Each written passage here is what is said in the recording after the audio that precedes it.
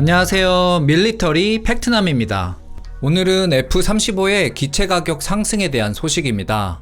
록히드 마틴의 항공 부분 수장인 그렉 울머가 물가 상승률을 이유로 다음 계약분인 롯드 번호 18번에서 19번 생산분에 대해서 가격이 상승된다고 소식을 전하고 있습니다. 7월 25일 디펜스원 보도에 따르면 가장 최근 계약분에 해당하는 롯드 번호는 15번에서 17번이며 이때 F-35A의 기체당 평균 가격은 8,250만 달러였다고 전하고 있습니다. 이 가격은 한화 대략 1,150억 원에 달하는 가격인데요.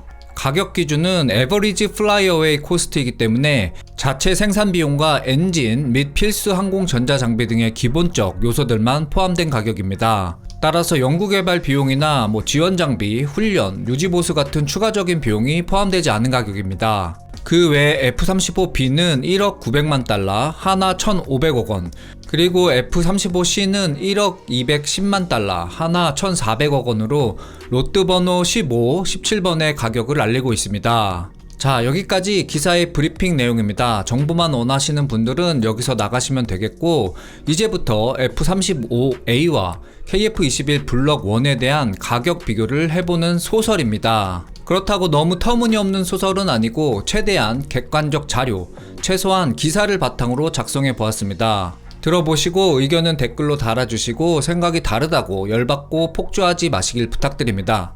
참고로 이전 영상에서 소설 듣고 열폭하지 마라 이런 코멘트를 했는데요. 시청자분들께서 알려주신 내용이 열폭이라는 단어가 열등감 폭발이라고 알려주셨습니다. 아마 이런 뜻으로 이해했다면 절대 사용하지 않았을 것입니다. 이 부분 충분히 마음 상하셨으리라 생각이 되고 이 영상을 통해 다시 한번 사과드리겠습니다. 저는 열폭이라는 단어가 열을 받아서 폭주하다, 폭발하다 이런 뜻인 줄 알고 사용을 했습니다. 그리고 이 때문에 너 목소리 듣고 어린지 알았다. 그래서 어휘력이 떨어지더라. 어쩐지 과도한 엉터리 영어 단어를 사용하더라. 국어 공부 먼저 필요하다 등의 피드백이 있었습니다. 다 맞는데 여기서 두 가지는 사실과 다릅니다.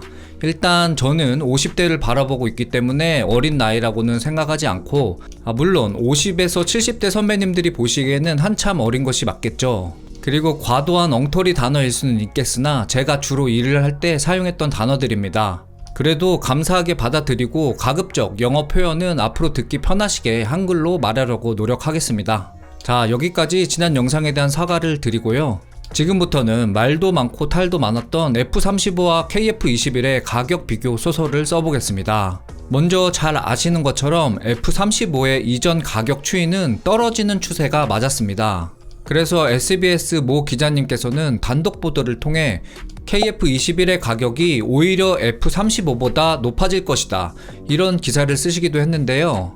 그러나 지금까지 각 롯드의 계약을 근거로 한 가격을 봐오셨던 분들은 아시겠지만 롯드 14의 계약 연도인 2019년 10월을 마지막으로 F-35 전 기종 가격이 상당히 상승하고 있는 추세입니다.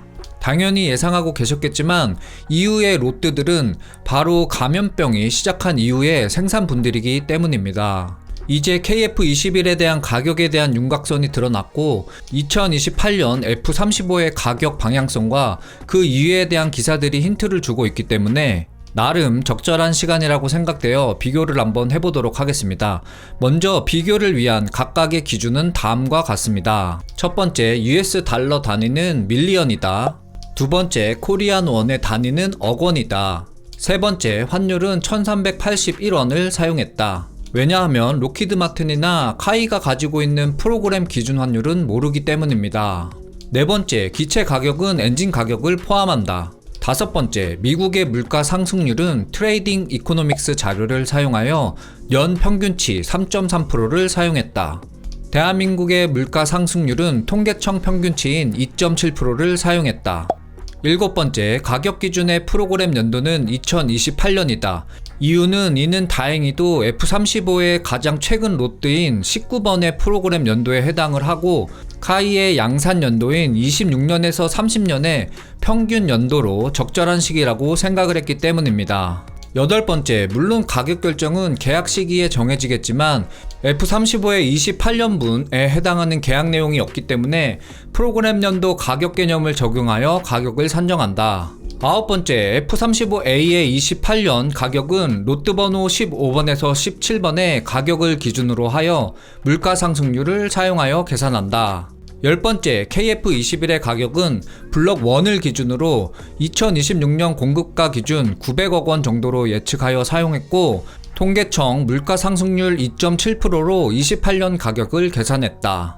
여기서 KF-21의 초기 양산 계약분의 가격을 900억 원으로 산정한 근거는 방사청장 1천억 원 보도 자료를 기준으로 삼아 유튜브 채널을 운영하고 계신 까치살모님의 공시 자료를 인용한 가격 내역에서 대수 조정과 F-35 기준 변경을 플러스 요인으로 보정하였습니다. 이후 기타 가격 관련된 보도자료 등을 통해 마이너스 보정을 해줬고, 특히 1천억 원이 넘어가면서 여론이 안 좋은 현황을 고려하여 업체 회의를 진행했다는 업계 동기들의 증언으로 추가 마이너스 보정을 해주었습니다. 마지막으로 이게 제일 중요한데요.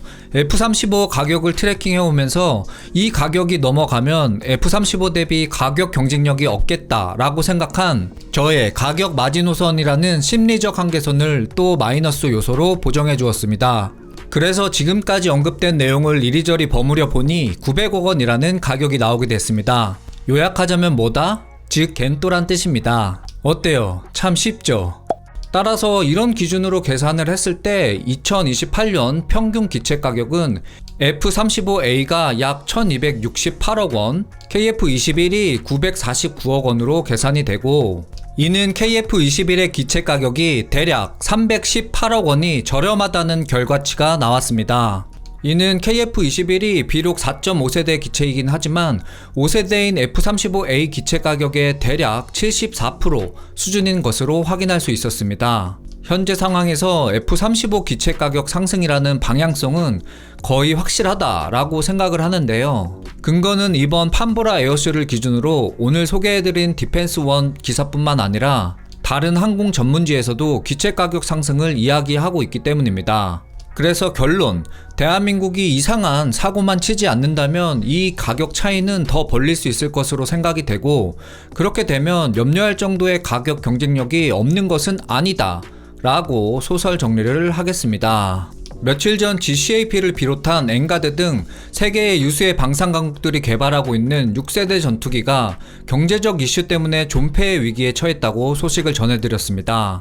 그렇기 때문에 대한민국의 KF-21의 개발을 반드시 인내와 관심을 갖고 완료해야 한다고 설명을 드렸는데요. 동시에 GCAP와 같은 글로벌 프로그램이 진행되기 어려운 이유에 대해서도 설명을 드렸습니다. 즉 우리보다 앞서가는 6세대 기체들이 개발이 지연되거나 실패한다면 결국 남은 5세대 전투기들끼리 해외 시장이라는 큰 파일을 놓고 경쟁하게 될 것이 뻔합니다. 따라서 F-35와 같은 5세대 기체의 가격 방향성은 앞으로 우리가 계속 예의주시해야 하는 주요한 포인트 중 하나라고 생각이 됩니다. 이전 GCAP 내용과 칸에 대한 최근 내용은 링크를 남겨드리도록 하겠습니다. 제가 준비한 영상은 여기까지이며 영상이 도움이 되셨다면 구독과 좋아요 부탁드립니다. 밀리터리 팩트남 채널 멤버십에 가입하시면 영상 제작을 후원하실 수 있습니다. 지금까지 밀리터리 팩트남이었습니다. 즐거운 하루 보내세요.